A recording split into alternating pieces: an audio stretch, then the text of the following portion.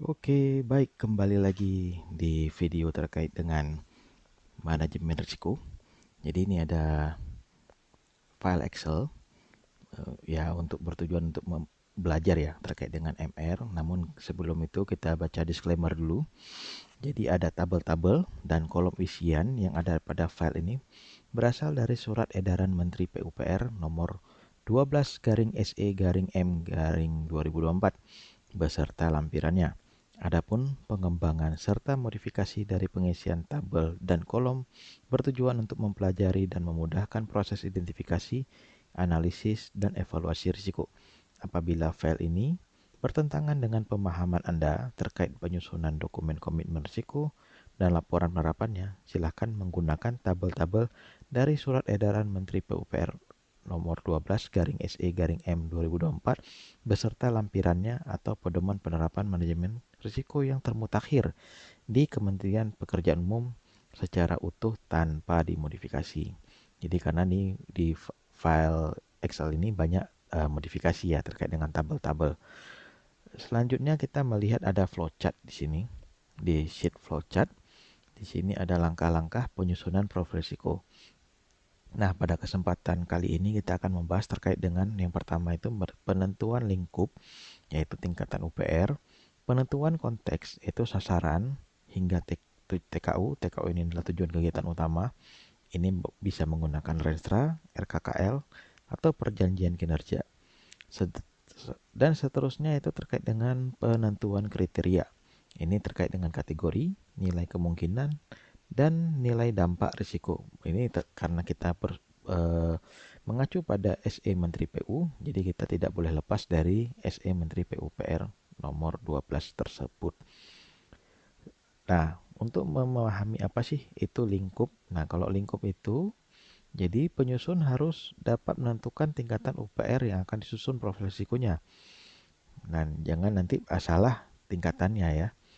Karena di tingkatan UPR di Kementerian PU itu ada tingkat kementerian, tingkat T1 atau eselon 1 atau setara dirjen, T2 ini setingkat eselon 2 atau eselon 3, baik direktorat maupun balai, walaupun ada balai yang ada di tingkat eselon 2 maupun balai yang di tingkat eselon 3.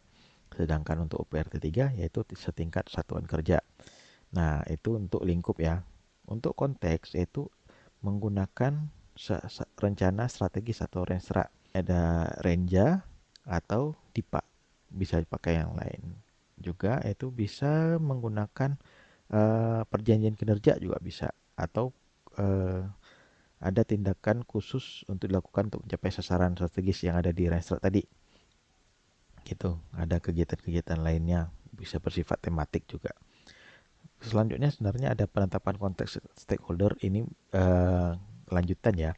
Ini terkait dengan kemampuan UPR mengidentifikasi dan mengklasifikasikan stakeholder sesuai dengan tingkat pengaruh, tingkat kepentingan, dampak, posisi, serta keterlibatannya. Jadi nanti kalau konteks internal itu semua pihak yang berada dalam UPR, sedangkan eksternal itu semua pihak yang di luar UPR tapi memiliki peran dalam profil risiko. Nah, untuk kriteria merupakan parameter atau ukuran ya, baik secara kuantitatif maupun kualitatif yang digunakan untuk menentukan level kemungkinan terjadinya risiko dan level dampak atas suatu risiko. Nah, sedangkan kalau untuk kategori itu ada 8 ya. Ada 8 kategori berdasarkan SE12. Ada keuangan, reputasi, korupsi, hukum, kecelakaan kerja, layanan, kinerja, dan SPBE. SPBE ini adalah sistem pemerintahan berbasis elektronik. Nah, kalau kita melihat tadi konteks, ini di sebelah kanan ada tabel ya berdasarkan exercise. Ini menetapkan lingkup dan sasaran konteks UPR mulai dari tingkat kementerian hingga UPR T3. Jadi kalau tingkat kementerian itu menggunakan sasaran strategis, UPR T1 menggunakan sasaran program, UPR T2 menggunakan sasaran kegiatan, dan UPR T3 menggunakan sasaran output atau rincian output.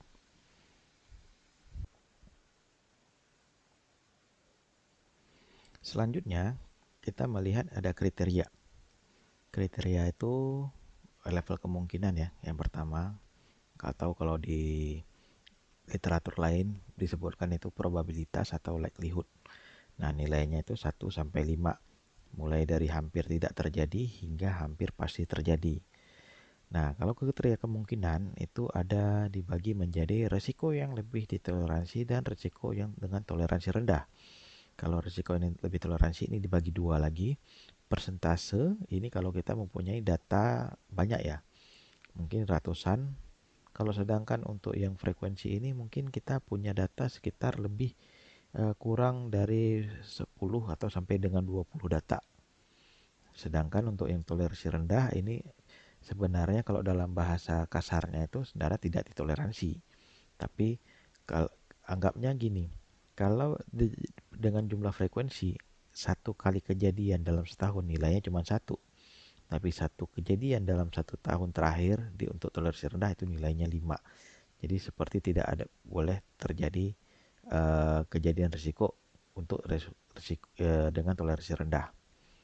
Nah, selanjutnya ada dampak keuangan. Dampak keuangan ini nilainya juga sama, 1 sampai 5, juga sama dengan dampak lainnya ya.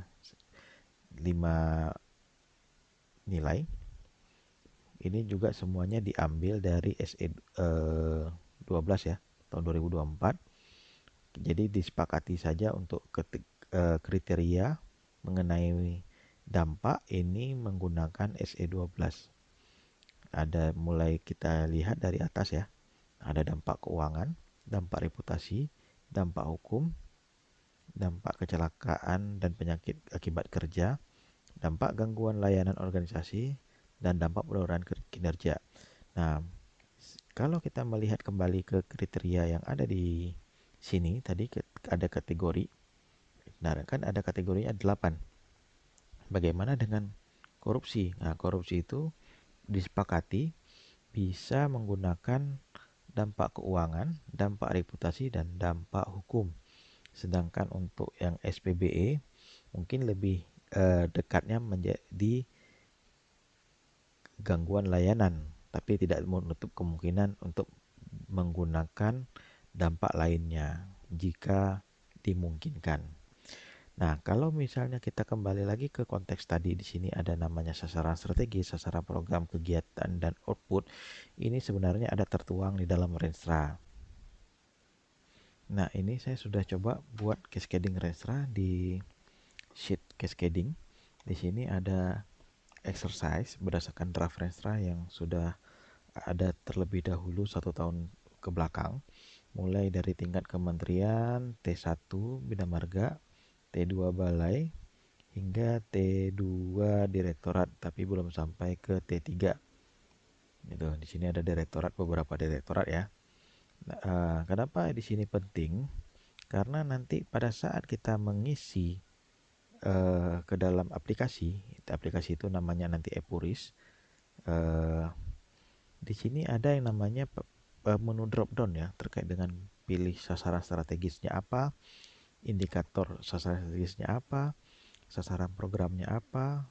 Ini ada indikator sasaran programnya. Nah, kalau kita nggak memahami ini, mungkin agak kesulitan dalam mengisi di Epuris. Jadi kita harus memahami bagaimana konteks sasaran program, sasaran kegiatan, dan sasaran output.